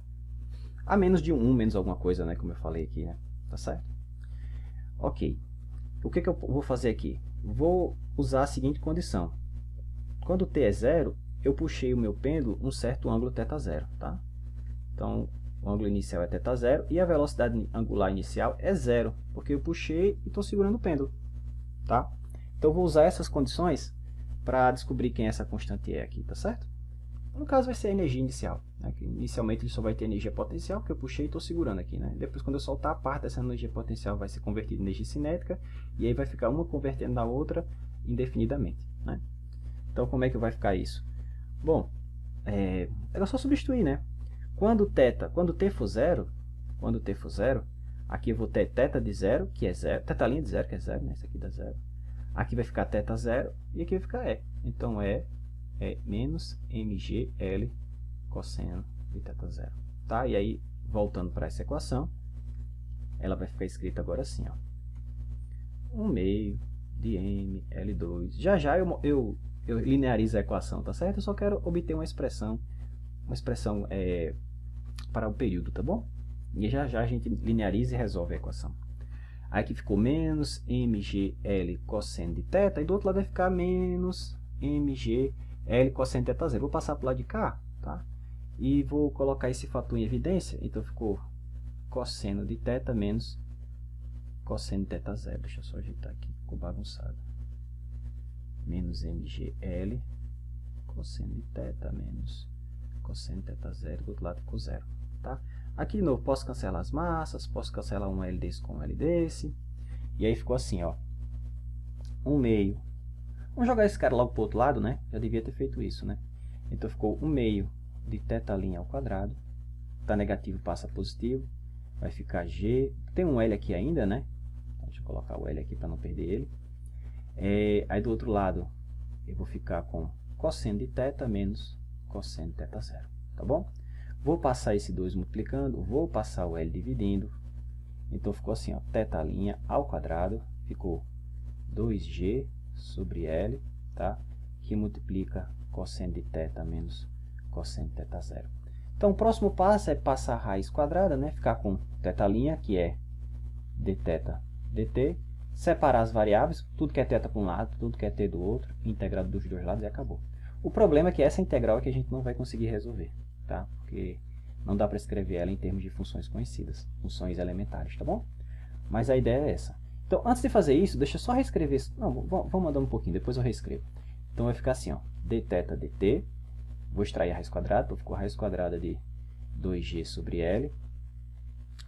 Raiz de g sobre L, se vocês quiserem, já escreve como ômega zero ao quadrado, né? Então, esse cara sai como ômega. Então, deixa eu colocar assim, ficou ômega zero, né? E aí vai ficar raiz quadrada de 2 vezes esse termo aí, ó, cosseno de θ menos cosseno de θ0, tá? Ok. Então, para sumir com esse 2, vou fazer uma brincadeira aqui, ó. Vou fazer o seguinte. Você sabe que seno ao quadrado de uma coisa é 1 menos cosseno de 2 vezes a coisa dividido por 2, tá? Aqui eu tenho cosseno, não tenho cosseno de 2θ. Então, para não ficar com 2θ, se eu fizer seno ao quadrado de θ sobre 2, isso aqui vai ficar θ. Então, isso me permite escrever cosseno de θ da seguinte maneira. Esse 2 passa para lá multiplicando, vai ficar 1 menos 2 vezes seno ao quadrado de θ sobre 2. Então, se tiver esse cosseno, eu vou substituir por isso. Se eu não tiver o cosseno de θ0, é a mesma coisa, só que trocando θ por θ0. Tá bom? Então, vou fazer essa brincadeirinha e substituir aqui. E aí, quando eu fizer cosseno de θ menos cosseno de θ0, lá, o cosseno de θ menos cosseno de θ0, vai ficar esse cara, ou seja, 1 menos 2 seno ao quadrado de θ sobre 2, menos 1 menos com menos vai ficar mais, tá? Então, vou colocar aqui, continuar aqui embaixo, vai ficar menos 1 mais 2 seno ao quadrado de θ0 sobre 2. Então, esses caras se cancelam, posso colocar esse 2 em evidência, então vai ficar 2 vezes 2 que multiplica, deixa eu colocar assim, igual a 2 que multiplica, só mudou a ordem, ficou seno de θ0 ao quadrado, menos seno ao quadrado de θ sobre 2, tá? E aí vou substituir aqui. E aí veja que esse 2 aqui vai multiplicar com esse 2, vai ficar 4, que vai sair 2 para cá, tá bom? E aí fazendo isso, vamos ficar com o seguinte, ó, dθ dt, ficou 2 ômega zero, como eu falei, raiz de, aí ficou seno ao quadrado de θ0 sobre 2, menos seno ao quadrado de θ sobre 2, tá? Tá acabando, tá acabando. Agora eu vou fazer o que eu falei para vocês, vou separar as variáveis, vou passar o dt para um lado, passar isso para cá dividindo, tá? Então, eu vou deixar o dt desse lado, tá? Então ficou assim, ó, dt sobre dθ, vai ficar 1 sobre tudo isso aqui, né? E aí eu vou passar o dθ para cá, tá bom? Dθ tá aqui. E aqui embaixo ficou raiz de seno ao quadrado de θ0 sobre 2 menos seno ao quadrado de θ sobre 2. Tá bom? E aí, esse 2 ômega 0 está aqui. Tá? Não tem mais esse carinha. Então, se eu quiser encontrar o período, como eu falei para vocês, o período vai ser a integral do tempo, né, do dt. Lembrando que como esse cara... Deixa eu mostrar aqui de novo o diagramazinho. Está aqui o pêndulo, está aqui a bolinha na massinha, e aqui está esse ângulo θ0 que eu puxei. Né? Então, o período vai ser o tempo que vai levar para esse cara ir. Ó, ele vai vir de θ0 até 0, aí de 0 até menos θ0, depois ele volta para 0, depois ele vai para θ0. Então, é 4 vezes esse primeiro percurso, tá certo? 4 vezes esse primeiro percurso. Então, eu posso escrever como 4 vezes a integral de 0 até θ0. Tá certo? Então, eu vou integrar esse cara 4 vezes a integral desse cara de 0 até θ0. Faço a mesma coisa, né? 4 vezes, deixa eu colocar assim, ó, 4 vezes a integral de 0 até θ0. E isso é o período. Tá bom? Então, vou só reescrever aqui embaixo. Então, o período ficou 4, com esse cara que vai cancelar aqui, sobra um 2 em cima, então ficou 2 sobre ômega 0, a integral de 0 até θ0 dθ sobre raiz de... Essa expressão é exata, pessoal, tá? Se vocês conseguissem calcular isso aqui, em termos de funções conhecidas, que infelizmente não conseguem, isso aqui vai dar exatamente o período do pêndulo. Não é aproximado, não, é exato. Tá? Essa integral te dá exatamente o período do pêndulo. Período exato. Só que a gente não tem como calcular em termos de funções conhecidas. Tá? Mas eu posso deixar ela no formato de algo que é conhecido da gente. Né? Ou que vai ser conhecido de vocês agora, quando eu apresentar. Tá? Que é o seguinte. Vou fazer só uma mudança de variável aqui. Vou dar nome aqui aos bois. Esse cara aqui, seno ao quadrado de θ0, eu vou chamar de k ao quadrado. Ou seja, k vai ser seno de θ0 sobre 2, tá bom? E vou fazer a seguinte mudança de variável. Vou chamar seno de u, para mim vai ser k vezes seno de u, onde k é esse cara aqui, tá bom? Vai ser igual a seno ao quadrado de θ0. Eu vou usar essa mudança de variável. Tá? A ideia é sumir com esse seno de θ0 ao quadrado sobre 2 aqui, ó. Sumir com esse cara daqui, tá bom? E essa mudança de variável vai funcionar para isso. Então, ok, então eu preciso do dθ. Então, para achar o dθ, eu vou derivar essa expressão.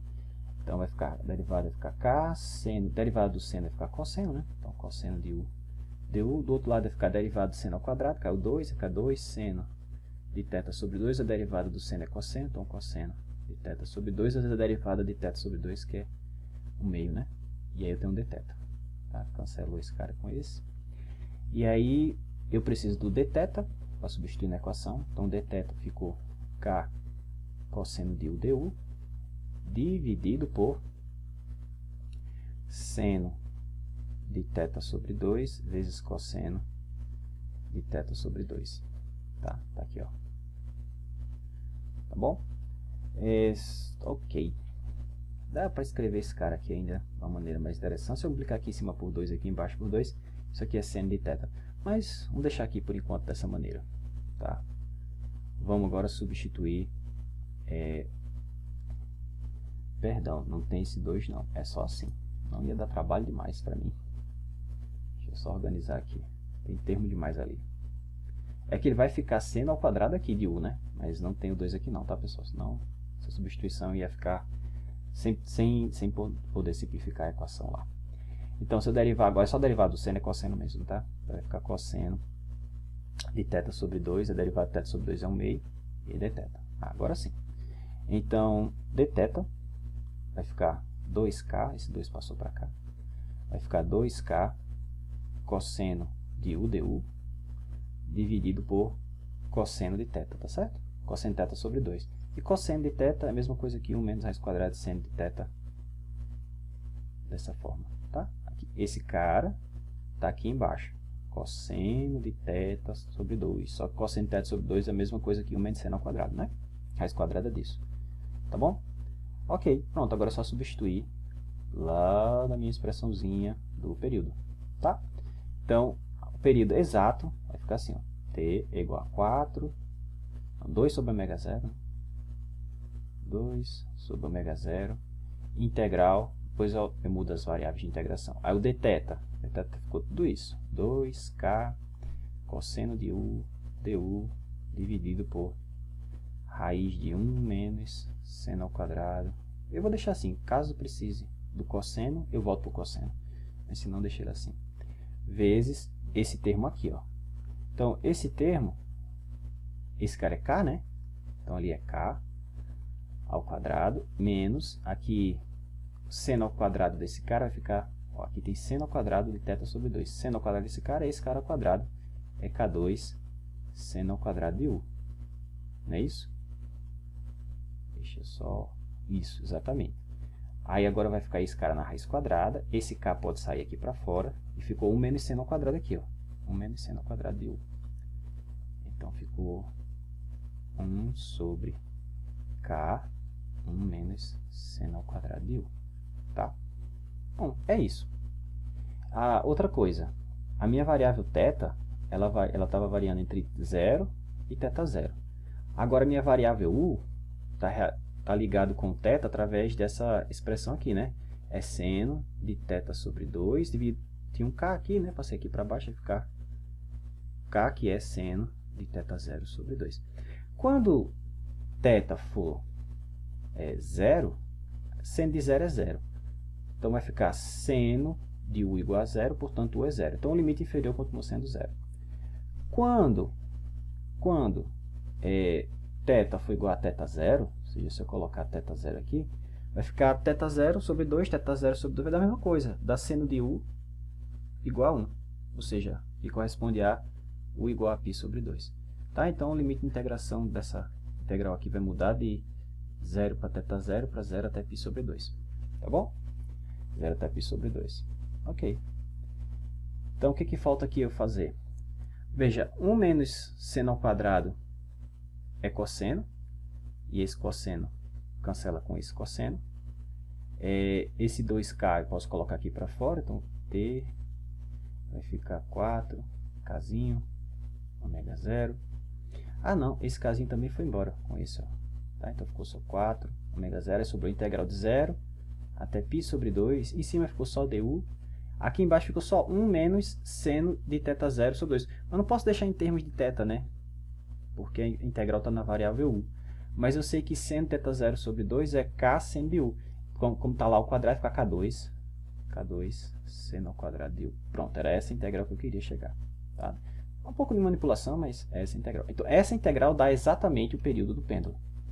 Dá exato, não é aproximado não, tá? Exato.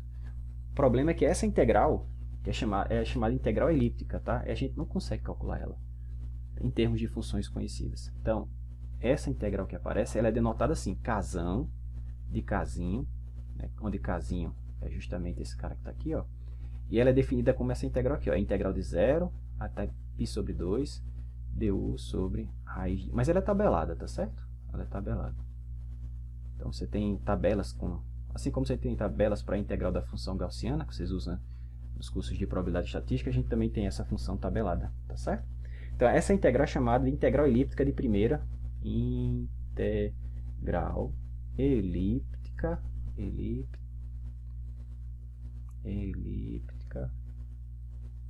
completa, porque tem a incompleta, tá? De primeiro tipo, primeira ordem, ou primeira espécie, tá certo? E aí, a gente deixa o período do pêndulo em termos dessa integral, tá? Em termos dessa integral. Então, em termos da integral elíptica de primeira espécie, ou primeira ordem, o período exato do pêndulo é 4 ômega 0, 4 sobre ômega 0, vezes kzão de kzinho. Tá bom? Então, é assim que fica o período exato do pêndulo. O que a gente pode fazer, mais à frente, é escrever isso aqui com uma série de potência, né, em k, e integrar. Tá? E aí tem uma aproximação para essa função e, portanto, uma aproximação para o período do pêndulo. Tá bom? Então, vou deixar em termos desse cara e vamos partir para, agora sim, para nossa processo de linearização e determinação de uma aproximação, para ter a solução de como é que o ângulo daquele pêndulo varia como função do tempo. Tá? Só a título de curiosidade, a integral elíptica incompleta, né, é uma integral mais geral do que essa que eu coloquei agora. Ela é denotada assim, f de φ e k, ela é integral de 0 até φ do que a gente tinha lá em cima. Deixa eu colocar a mesma variável. Então, essa é a integral que a gente chama integral elíptica incompleta de primeira ordem. Tá? E aí, para você ter a integral completa, basta você fazer esse cara igual a π sobre 2. Então, kzão de k nada mais é que f de π sobre 2 de k. Perdão, é isso mesmo, de k. Tá?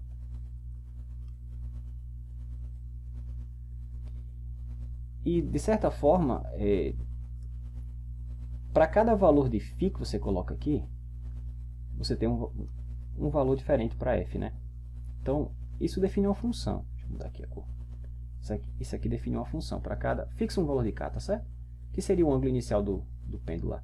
Para cada valor de φ que você me dá, eu tenho um valor diferente. Então, isso é uma função. Essa função, ela tem inversa. A sua inversa está relacionada com o θ de t do pêndulo, tá certo? A solução exata tem a ver com a inversa dessa função. Não é exatamente a inversa dessa função definida através dessa integral, mas tem a ver, tá certo? A inversa dessa função define uma função chamada função amplitude, e aí é o seno dessa função amplitude que vai ser, que está relacionado com a solução da equação lá do pêndulo, a solução exata. Mas a gente vai agora resolver de maneira aproximativa. De novo, só a título de curiosidade, a inversa dessa função aqui, isso aqui é uma integral elíptica. A inversa dessa integral elíptica vai dar uma função que a gente chama de função elíptica, ou função seno, tem a ver com a função seno de Jacob, tá certo? Então, esse aqui é um tipo de integral elíptica e as inversas desse cara estão relacionadas com as funções que a gente chama de funções elípticas. Ok, então vamos lá agora para... Vamos resolver mesmo, né? Vamos linearizar a EDEL. Tá? Resolver que eu digo encontrar uma expressão, como é que θ varia com a função do tempo. Então, de novo, como é que estava a equação lá inicialmente? Estava assim, ó, θ duas linhas, mais ômega zero seno de θ, ômega zero ao quadrado igual a zero. Né? Então, o que a gente vai fazer? Qual é a expansão do seno de θ? Né? O seno de θ, a série dela é θ menos θ3 sobre 6, né? Ou 3 fatorial, mais θ5 sobre 5 fatorial, menos θ7 sobre 7 fatorial, e assim por diante. Então, se θ for pequeno, aqui θ em radianos, tá certo? θ aqui é em radianos, tá? Então, se θ for pequeno, θ ao cubo, aí que é pequeno mesmo, né? Então, pensa no número pequenininho, por exemplo, 0,1. Se você levar ao cubo, já era, né? Já era, cubo bem pequenininho. Imagine os próximos, né? θ5, θ7. Então, para θ pequeno em radianos, depois a gente pode até estimar quão pequeno essa aproximação ainda é efetiva, seno de θ é aproximadamente θ, tá?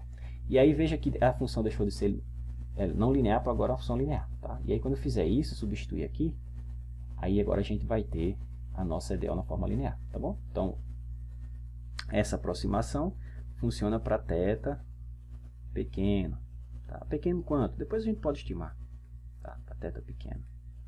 Então, a ideia é que para θ em valor absoluto pequeno, em radianos, aquela equação vai ficar escrita assim. Ó.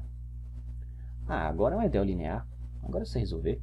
A equação característica dela é lambda 2 mais ômega 0 igual a 0. Tenho duas raízes complexas, né? Então, lambda 1 e 2 é igual a mais ou menos i ômega 0. Então, as soluções são do tipo senos e cossenos, né? Como tinha que ser, né? Já que o cara vai ficar oscilando, né? Então, as funções seno e cosseno são funções oscilatórias, né? Então, como é que vai ficar a solução aqui? θ de t vai ficar uma constante vezes cosseno de ômega 0, t, mais outra constante vezes seno. Olha como é simples, né? Linearizou, acabou. Tá? Se a gente fornecer as condições iniciais, se eu disser o ângulo inicial e a velocidade inicial, eu consigo determinar essas duas constantes C1 e C2. Tá bom? Então, às vezes, é mais interessante eu escrever ou descrever como esse ângulo varia, não usando duas funções trigonométricas, mas usando só uma. Tá? Dá para fazer isso, professor? Dá. Tá? A ideia é você ajustar essas duas constantes, C1 e C2. Quantas constantes eu tenho aqui? Duas. Eu vou trocar essas duas constantes por duas outras. Tá? Mas essas duas outras vai me permitir escrever isso de uma maneira mais simples. Como? Assim, ó, se eu escrever C1 como sendo um número A vezes cosseno de um certo ângulo φ. Então, eu vou trocar essas duas constantes, C1 e C2, por A e φ. Tá? A e φ são duas outras constantes. Né? E aí, C2 eu vou escrever como sendo A seno de φ. Tá? Então, se eu tiver C1 e C2, perdão, se eu tiver A e φ, eu encontro C1 e C2, obviamente, dessa maneira, né? E se eu tiver C1 e C2, dá para encontrar A e φ? Claro que dá, porque C1 ao quadrado mais C2 ao quadrado é igual ao quadrado. Né? Se elevar isso ao quadrado e elevar isso ao quadrado e somar, cosseno ao quadrado mais seno ao quadrado vai dar 1. Tá? Então, se eu conheço C1 e C2, se eu conheço C1 e C2, eu conheço A. E se eu conheço A e φ, eu conheço C1 e C2. E o φ, professor, como é que eu acho? Bom, basta você dividir esse cara por esse. Seno pelo cosseno dá tangente, né? Então, tangente de φ é igual a C2 sobre C1. Então, se eu conhecer C1 e C2, eu conheço A e φ. E se eu conhecer A e φ, eu conheço C1 e C2. Então, tanto faz você descrever o seu problema, descrever a solução em termos de C1 e C2 ou em termos de A e de φ, você está capturando a mesma essência, tá bom? Então, por que eu estou fazendo isso? Porque isso me permite escrever aquela equação assim, ó. C1 é A, cosseno de φ, já tinha cosseno de ômega 0t, né? Mais C2 que é A, seno de φ, vezes seno de ômega 0t, não é isso? Seno de ômega 0t. Tá certo? Deixa eu só ajeitar aqui, pronto. Aí o que acontece? Isso aqui é cosseno de diferença, pessoal. Isso é A, que multiplica cosseno de ômega 0t menos φ, tá? Então, isso me permite escrever a expressão para o ângulo, né, nesse regime de pequeno ângulo inicial, pequeno deslocamento inicial, angular, né, como uma única expressão do tipo seno ou cosseno, nesse caso aqui, como cosseno. Tá? Esse A agora tem uma interpretação, ele é chamado de amplitude, né? Amplitude do movimento, e o φ é nossa fase, o ângulo, chamado de fase. Ângulo inicial não. Tá? Então, você tanto pode usar essa descrição, como essa descrição. Tá? Todas as duas vai representar o mesmo sistema, que é aquele pêndulo, no regime de pequenos ângulos iniciais. Tá bom? Então, a gente pode até estimar quão boa a aproximação é. Tá? Eu posso fazer rapidamente aqui. Por exemplo, eu estou aproximando seno de θ por θ, né? Por θ. Né? Então, qual é o erro relativo disso? É θ menos seno de θ dividido por θ. Né? O erro relativo. É o valor aproximado menos o valor real dividido pelo valor aproximado, tá bom? Então, eu posso estimar isso. Por quê? Porque eu sei que seno de θ é θ mais, na verdade, menos θ3 sobre 3 fatorial, né? Mais, tem os outros termos, tá? Se eu fizer θ menos seno de θ, ou seja, se eu passar esse cara para lá e esse para cá, eu vou ficar assim, θ3 sobre 3 fatorial, menos os outros termos, né? E aqui vai ficar θ menos seno de θ, né? E aí, se eu dividir todo mundo por θ aqui, dividir todo mundo por θ aqui, os outros caras também, os outros caras já não vão me interessar, porque já vai ter θ5, tá? Então, o que acontece é que isso aqui vai ficar um θ2, né? Ficou assim, ou 6, né? Então, isso aqui vai com θ2 sobre 6, tá bom? E aí, professor, quão boa é essa minha aproximação? Bom, aí depende, né? Depende do que você acha, aceita como bom, né? Então, o que eu posso fazer aqui é atribuir uma margem de erro, né? Eu quero que isso aqui seja, essa aproximação seja, sei lá, da ordem de 1%.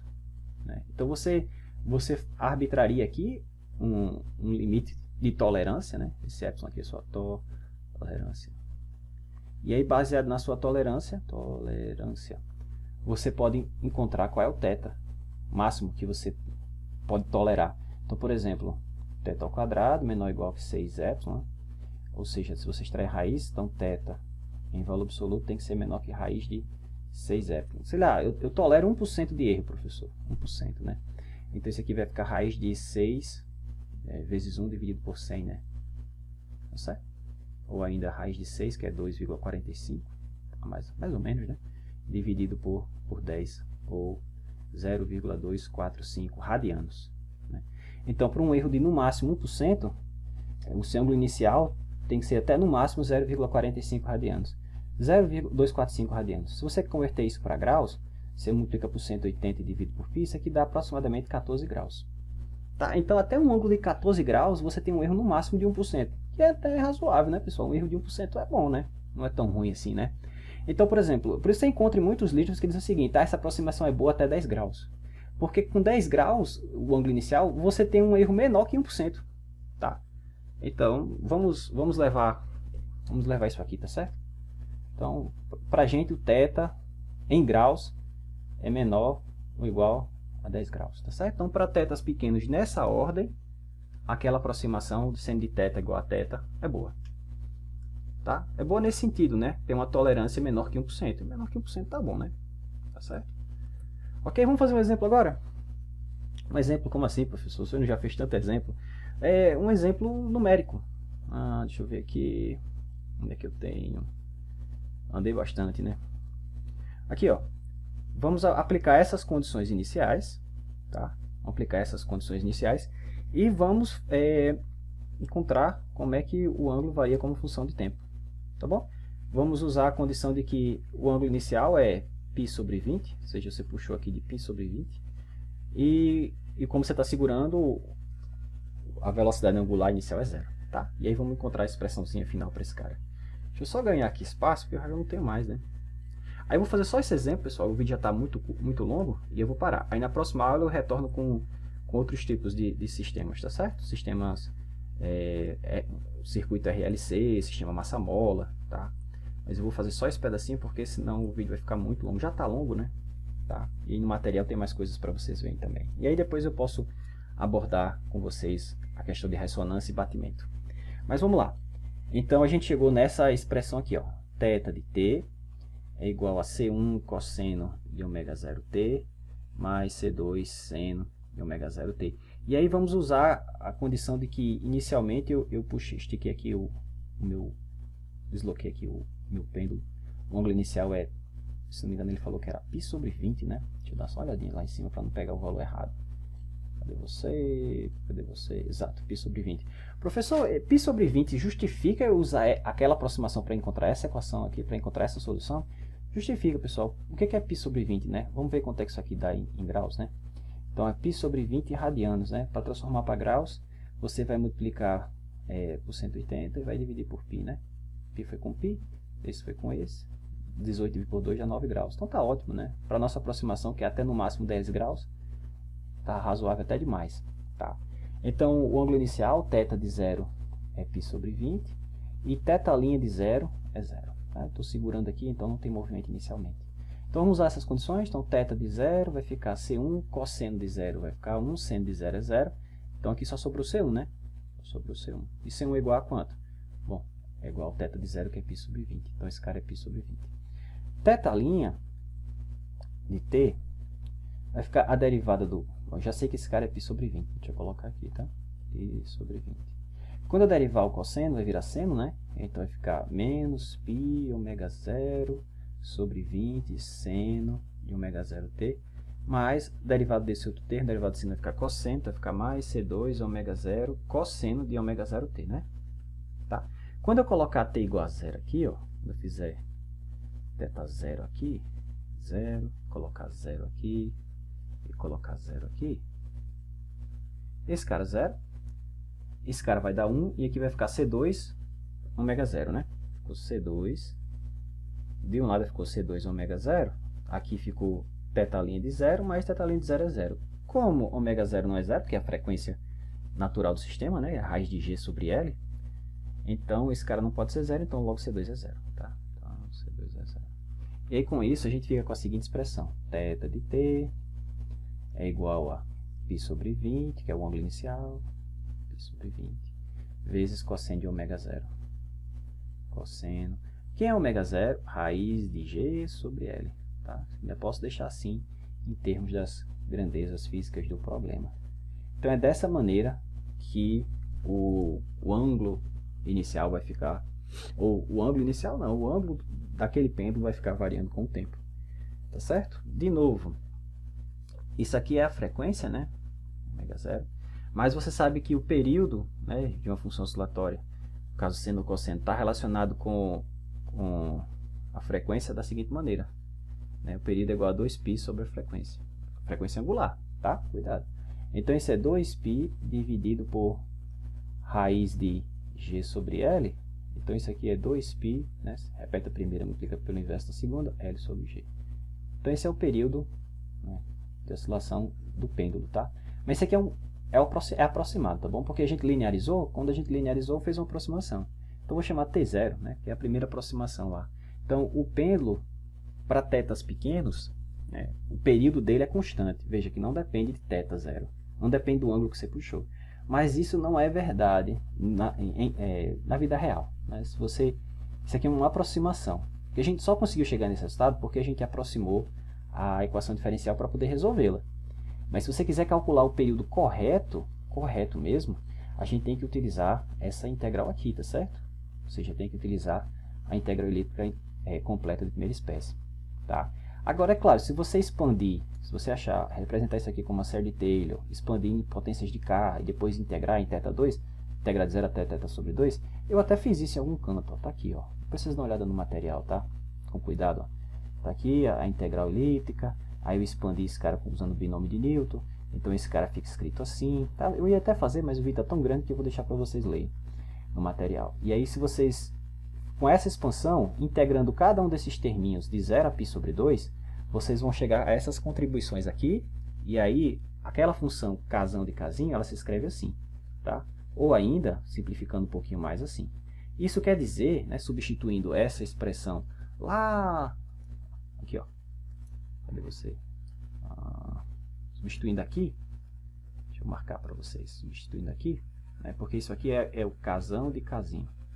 Tem esse pré-fator, você vai chegar nessa equação, tá?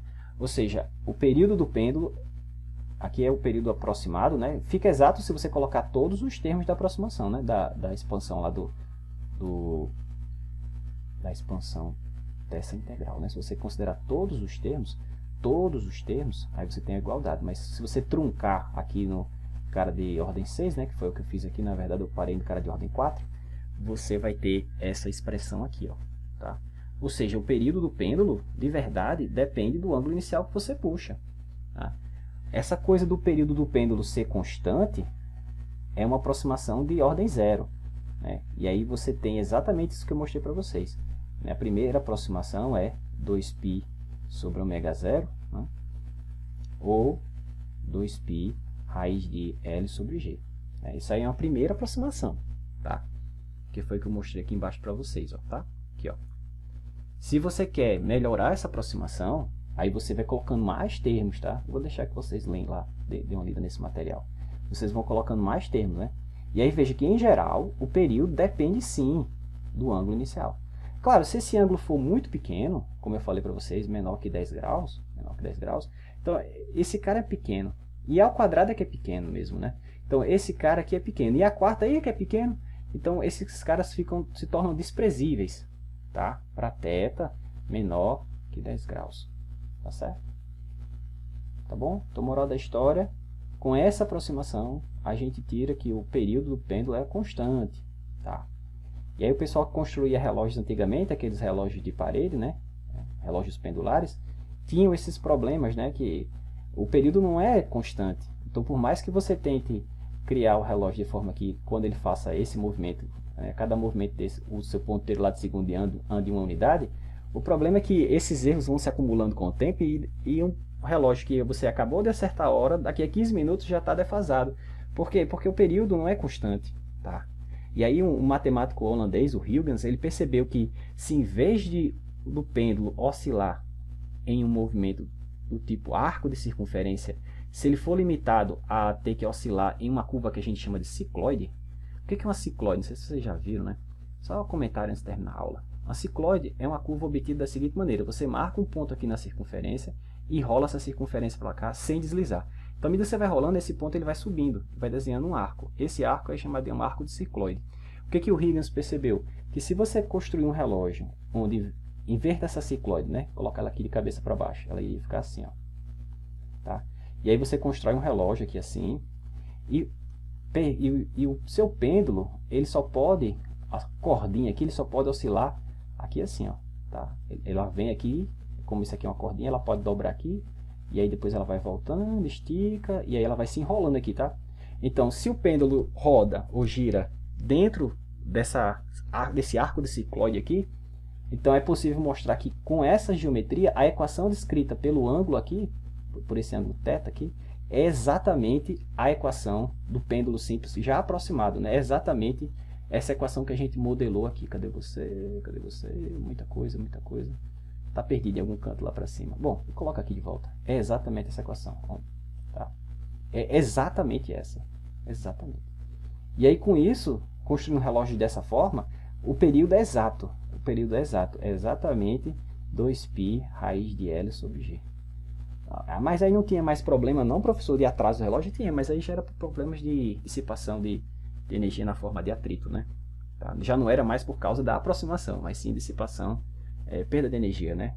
Na forma de atrito. Tá? Mas aí vocês resolviam de outra forma, tá?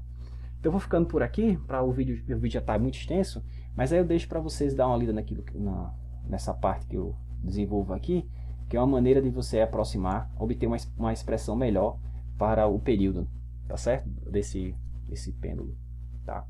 E aí depois, na próxima aula, a gente pode retornar com o conceito de ressonância, que acontece quando você tem uma força externa atuando no seu pêndulo, no seu sistema pendular, quando você tem uma frequência, né, essa força externa tem uma certa frequência, tá? E quando essa frequência, né, se aproxima da frequência natural de oscilação do pêndulo, que é esse ω0, né, que a gente sabe que é a raiz de G sobre L, quando essas frequências se aproximam, o que acontece é que a amplitude do movimento, que antes era constante, agora vai depender do tempo, e ela vai aumentando, né? Então, em vez de, se você fizer o gráfico do θ de t igual a função cosseno, ou função seno, não sei, depende como, por exemplo, se você fosse representar esse cara, né? Então, você teria algo assim, né? A amplitude do movimento, ela está fixa, né? Porque o cosseno é uma função que varia entre -1 e 1, né? Se você multiplicar por π sobre 20, fica restrito esse intervalo, né? De menos π sobre 20 a π sobre 20. Mas nesse caso, quando você tem ressonância, o que acontece é que a amplitude do movimento vai aumentando com o tempo. Então você começa com algo assim, ó, e ela vai aumentando, tá? Vai aumentando. Tá? Esse efeito a gente chama de ressonância. Então a gente pode abordar esse efeito na próxima aula, que vai gerar um gráficozinho assim. E o outro é o de batimento. O batimento acontece quando você tem a frequência da força externa próxima, não igual, mas próxima à frequência natural de vibração do movimento. Tá? E aí quando isso acontece, aparece esse comportamento aqui, ó. Tá? Esse comportamento aqui, você tem o que a gente chama de uma oscilação longa. Aqui, ó, um pacote aqui de oscilação longa, está limitado aqui por essa. Você vê que tem um formato de seno e cosseno, né? E modulado por uma frequência de variação, um outro movimento de frequência curta, ó, oscila rápido, tá vendo? Onde é que a gente percebe isso aqui? Não sei se se alguém de vocês toca algum instrumento, mas em instrumentos de corda, quando você vai, por exemplo, afinar uma corda com a outra, quando você vai afinar uma corda com a outra, por exemplo, vai afinar a corda Lá com a corda Ré. Aí você vem aqui na quinta casa, esse aqui também é Lá, né? E aí você toca essas duas cordas juntas. Quando está bem afinadinho, você escuta um som quase que um som único, né? Mas quando esses caras estão perto, mas não exatamente igual, você escuta exatamente isso aqui, tá certo? Vai gerar exatamente esse fenômeno de batimento, esse desconforto musical, ok? Então eu vou ficando por aqui. Na próxima aula a gente retorna com essa ideia de ressonância e batimento, e depois a gente vai abordar outros sistemas, por exemplo, o sistema massa-mola, né? E aí a gente vai considerar os casos com atrito, sem atrito, e depois vamos ver um circuito RLC, né, que é um circuito que pode ser modelado utilizando o sistema massa-mola, tá? Uma vez que a gente modelou aquele sistema massa-mola, né, que é um sisteminha que tem uma mola de constante elástica K, e você tem um amortecedor, né, uma certa constante B lá, e a massinha, o objetinho tem uma massa M, né, você tem algo aqui assim, ó, tá? Digamos que você tem aqui uma constante K, que é a constante elástica da mola, e esse cara, deixa eu colocar em outro formato, aqui tá preso aqui no teto, tá aqui uma molinha, tá, massa M, constante K, E aí você está aqui num líquido, tá? E esse cara fica oscilando, e esse líquido tem uma constante de viscosidade B, que vai fazer com que o movimento desse cara seja amortecido. Então você tem aqui força elástica, uma força dissipadora, né, que o amortecimento vai dissipando energia, e você tem a massinha. Então, uma vez que você resolve isso aqui, existe uma maneira de você converter esse sistema, que é um sistema mecânico, em um sistema elétrico equivalente, que é esse. Tá? Então, uma vez que você conhece a solução desse sistema massa-mola, você conhece a solução de um circuito RLC. A gente chama isso de equivalência eletromecânica. Tá? Então, isso vai ficar como sendo dos próximos capítulos. Estou ficando por aqui porque o vídeo já está enorme. Valeu, até a próxima.